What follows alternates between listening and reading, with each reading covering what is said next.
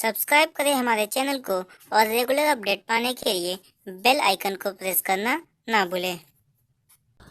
Hello friends, मैं Niranjan Kumar Shukla VNS group of commerce में स्वागत करता हूं।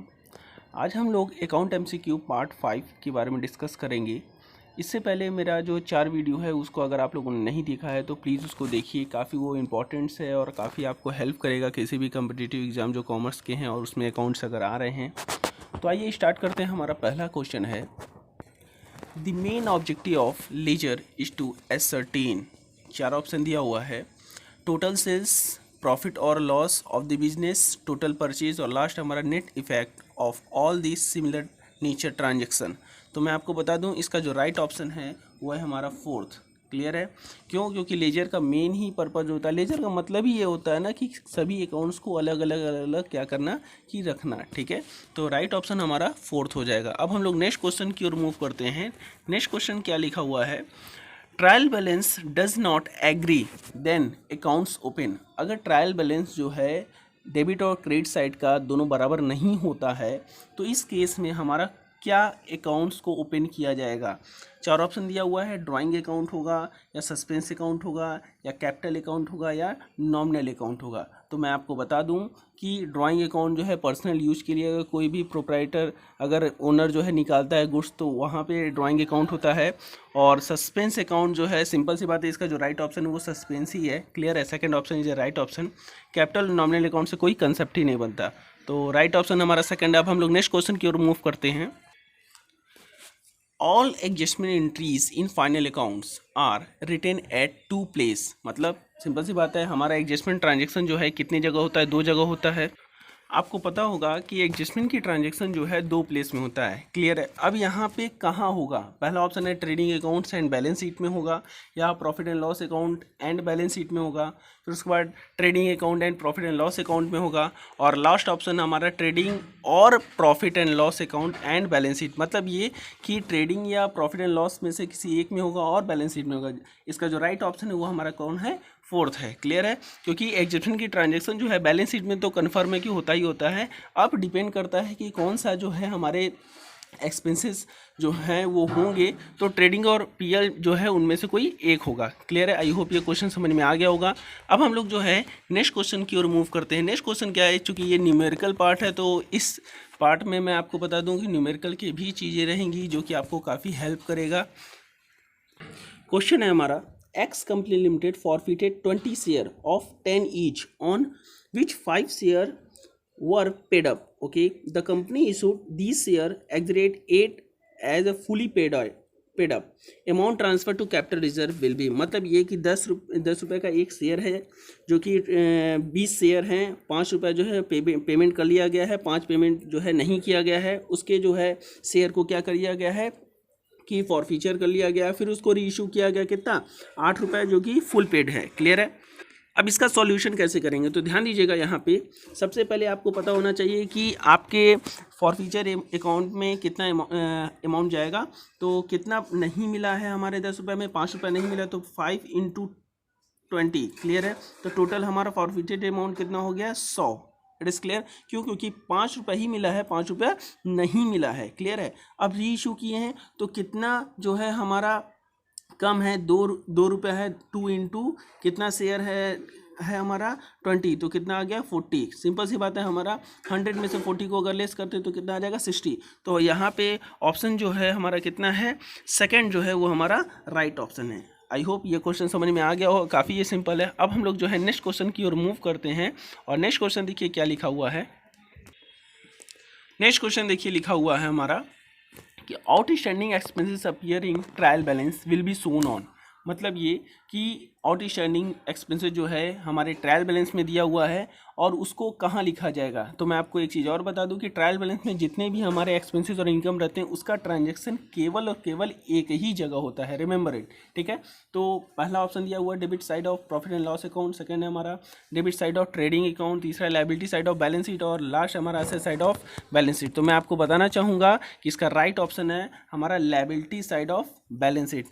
इस ऐसे क्वेश्चन जो है मैंने प्रीवियस जो पार्ट है उसमें मैंने बताए हुए हैं, तो अगर आप लोगों ने नहीं देखा है तो उसको भी देख लीजिए। अगर ये क्वेश्चन समझ में आ रहे होंगे, आपको कुछ नॉलेज मिला है, तो इसको लाइक और सब्सक्राइब करना ना भूलें। अब हम लोग नेक्स्ट क्वेश्चन की ओर मूव करते हैं। नेक्स्ट क्वेश्चन देखिए क्या लिखा हुआ है हमारा, which one of the following is correct. Okay, दिया हुआ है gross profit plus sales plus direct expenses plus purchase plus closing stock equal to opening stock.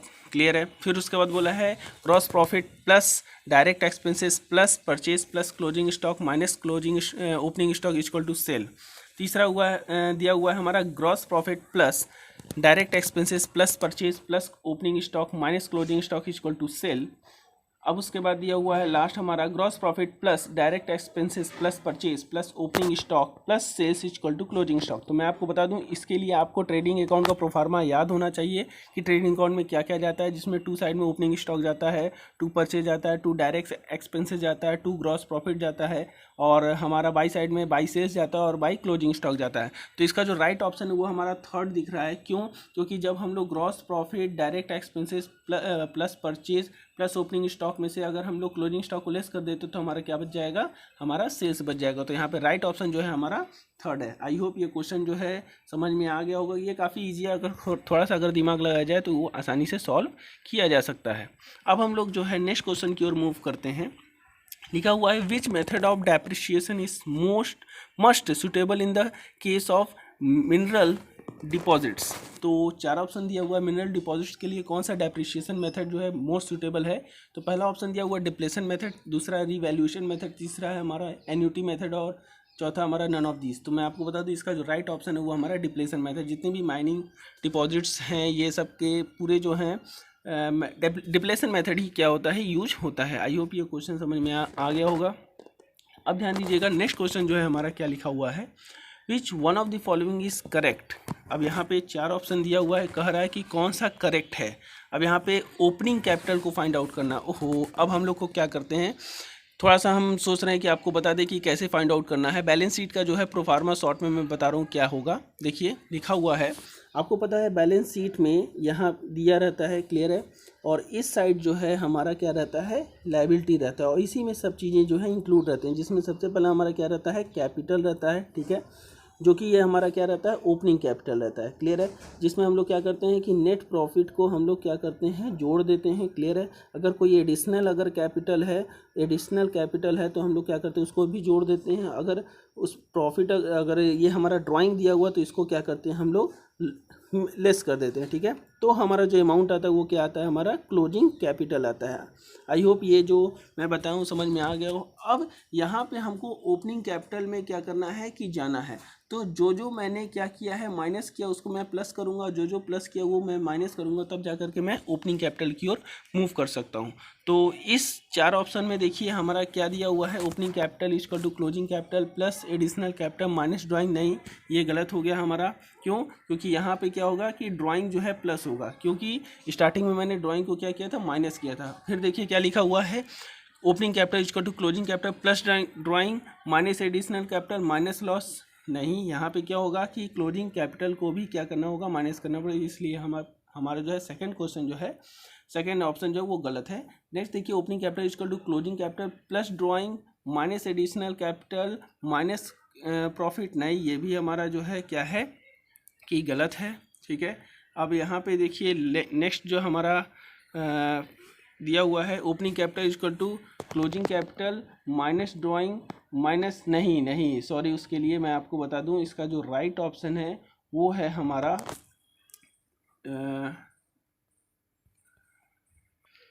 इसका जो राइट ऑप्शन है वो हमारा थर्ड है। क्यों? क्योंकि जब हम लोग क्लोजिंग कैपिटल में से प्लस कर देंगे ड्राइंग को और माइनस कर देंगे एडिशनल कैपिटल और प्रॉफिट को, तो हमारा क्या निकल जाएगा, ओपनिंग कैपिटल निकल जाएगा। सॉरी फॉर दैट, लेकिन ये काफ़ी जो है माइंडेड क्वेश्चन है, उसको मैंने आपको प्रोफार्मा के थ्रू बता दिया था। अगर वो चीज़ें समझ में आ गई होंगी तो इसको भी आप आसानी से कर लोगे। तो इसका आंसर जो है वो हमारा तीसरा रहेगा। अब हम लोग जो है नेक्स्ट क्वेश्चन की ओर मूव करते हैं। An entry with more than 1 debit and credit is called. मतलब क्या कि कोई एंट्री है जिसका कि बहुत डेबिट जो है 1 से ज़्यादा है और क्रेडिट भी 1 से ज़्यादा है, तो उसको क्या कहेंगे। 4 ऑप्शन दिया हुआ है। पहला ऑप्शन है हमारा ओपनिंग एंट्री, दूसरा हमारा ट्रांसफ़र एंट्री, तीसरा हमारा कंपाउंड एंट्री और चौथा है हमारा क्लोजिंग एंट्री। तो मैं आपको बता दूं इसका जो राइट ऑप्शन है वो हमारा कंपाउंड एंट्री। कंपाउंड एंट्री का मतलब ही ये होता है कि जो भी दो या दो से अधिक जो हमारे जनरल एंट्रीज हैं उसको कंबाइन करके एक जो है जनरल एंट्री करना। क्लियर हो गया। नेक्स्ट क्वेश्चन है हमारा a loss arising due to fire. मतलब क्या कि लॉस हुआ है फायर के थ्रू। तो ये क्या है, रियल अकाउंट है, सस्पेंस अकाउंट है, नॉमिनल अकाउंट है और पर्सनल अकाउंट है। तो चूँकि मैं आपको बता दूं यहाँ पे डायरेक्ट बोल दिया लॉस एराइजिंग, तो सिंपल सी बात है जितने भी लॉसेस होते हैं और जितने भी प्रॉफिट्स होते हैं वो हमारे किस में जाते हैं, नॉमिनल अकाउंट में जाते हैं। ठीक है। और नॉमिनल अकाउंट का रूल आपको पता ही है, all expenses and losses will be debit and all income and profit will be credit. तो आई होप ये काफ़ी सिंपल क्वेश्चन है और ये आपके एंट्रेंस में भी आया हुआ है। तो इम्पॉर्टेंट एमसीक्यू है जो कि किसी न किसी एंट्रेंस में पूछा हुआ है। तो आपको पता होना चाहिए कि हाँ ये से भी क्वेश्चंस बनते हैं इस टॉपिक से। तो ये काफ़ी हेल्प करेगा आपको किसी भी चीज़ की तैयारी करने के लिए, खासकर जो है बीकॉम एंट्रेंस और एमकॉम एंट्रेंस जो है, चाहे वो बीएचयू हो, विद्यापीठ हो, चाहे इलाहाबाद यूनिवर्सिटी के हो, वो काफ़ी हेल्प करेगा आपको। नेक्स्ट क्वेश्चन भी हमारा न्यूमेरिकल है। क्या लिखा हुआ है, the cost of machine is 55,000 and its residual value is 5,000. According to the straight line method, the annual depreciation at the rate of 10% will be। मतलब ये कि स्ट्रेट लाइन मेथड का हिंदी में कहते हैं सरल रेखा पद्धति के अनुसार जो है हमको क्या निकालना है, डेप्रिशिएशन की वैल्यू निकालना है, जिसमें 55,000 जो है हमारा मशीन का कॉस्ट दिया हुआ है और इसकी अवशिष्ट मूल्य जो है हमारा 5,000 रुपये दिया हुआ है और रेट ऑफ डेप्रिशिएशन जो है हमारा कितना दिया हुआ है, 10% दिया है। यहाँ पे रेट ऑफ डेप्रिशिएशन के जगह पे हमारा क्या होना चाहिए था, हमारा ईयर ऑफ द मशीन होना चाहिए था। ठीक है, क्या होना चाहिए था, ईयर ऑफ द मशीन। तो इसका एक फॉर्मूला होता है, क्या होता है, 55,000 में से हम लोग क्या करेंगे कि 55,000 में से हम लोग क्या करेंगे, 5,000 को लेस कर देंगे और डिवाइडेड बाई क्या कर देंगे, 10 कर देंगे। तो यहाँ पे देखिए क्या आ जाएगा हमारा 50,000 आ जाएगा। क्लियर है। और 50,000 डिवाइडेड बाई जो है हम लोग क्या कर देंगे, 10 कर देंगे, तो कट करेंगे तो कितना आ जाएगा, 5,000। तो यहाँ पे जो है 5,000 जो है ये हमारा राइट ऑप्शन हो जाएगा। आई होप ये जो क्वेश्चन है वो समझ में आ जाएगा। Second option is a right option. Clear है। अब हम लोग नेक्स्ट क्वेश्चन की ओर मूव करते हैं। नेक्स्ट क्वेश्चन देखिए क्या लिखा हुआ है, in the absence of an agreement the partners are not entitled to get this. मतलब क्या कि एग्रीमेंट नहीं हुआ है पार्टनर लोगों के बीच में, तो वो क्या नहीं प्राप्त कर पाएंगे। तो पहला ऑप्शन दिया हुआ है profit and loss. Profit and loss नहीं प्राप्त कर पाएंगे, जो कि ये गलत है हमारा। ठीक है, वो तो लेना ही लेना है, उनका मेन मोटो ही होता है। फिर इंटरेस्ट ऑन लोन, ये भी नहीं हो पाएगा। तो इसका जो राइट ऑप्शन है वो हमारा सैलरी। सैलरी जो है कोई भी पार्टनर जो है विदाउट एग्रीमेंट वो नहीं प्राप्त कर सकता। तो आई होप ये क्वेश्चन बहुत अच्छे से समझ में आ गया होगा। अब हम लोग नेक्स्ट क्वेश्चन की ओर मूव करते हैं। देखिए क्या लिखा हुआ है, if payment is made before every due date then debtors is allowed. Okay, मतलब क्या कि बिफोर एवरेज ड्यू डेट के जो है कोई भी जो है पेमेंट को रिसीव कर रहा है तो डेब्टर अलाउ करेगा किस चीज़ के लिए, डिस्काउंट के लिए, ब्रोकरेज के लिए, रीबेट के लिए या कमीशन के लिए। तो मैं आपको बता दूं इसका जो राइट ऑप्शन है वो रीबेट है। रीबेट का मतलब होता है कि पेमेंट डेट से पहले ही अगर कोई भी अमाउंट को रिसीव किया जाता है तो उस पर रीबेट जो है डेटर के थ्रू लिया जाता है। तो आई होप ये क्वेश्चन समझ में आ गया होगा। अब हम लोग नेक्स्ट क्वेश्चन की ओर मूव करते हैं। बैलेंस शीट शो क्या है, बैलेंस शीट शो करता है क्या, gross profit of financial period का। फिर सेकंड है हमारा net profit of financial period. फिर उसका financial position on a particular date. या लास्ट ऑप्शन है हमारा रियल पर्सनल नॉमिनल अकाउंट्स। तो मैं आपको बता दूं इसका जो राइट ऑप्शन है वो हमारा तीसरा है। क्यों, क्योंकि इसका मेन पर्पज होता है बैलेंस शीट का फाइनेंशियल पोजीशन को क्या करना, फाइंड आउट करना एक पर्टिकुलर डेट में। It is clear. अब हम आपको एक चीज़ और बता दें कि बैलेंस शीट में जो है यहाँ पे नॉमिनल अकाउंट नहीं होगा। ठीक है, बैलेंस शीट में जो है शो होता है केवल रियल और पर्सनल अकाउंट। मैंने प्रीवियस वीडियो जो है मैंने उसमें डिस्कस किया था, तो अगर आप लोग देखेंगे तो ये क्वेश्चन समझ में अच्छे से आ गया होगा। ये मेरा लास्ट क्वेश्चन है। क्या लिखा हुआ है, suspense account is appearing in trial balance is shown in. मतलब क्या कि सस्पेंस अकाउंट जो है ट्रायल बैलेंस में दिया हुआ है उसको कहाँ लिखा जाएगा।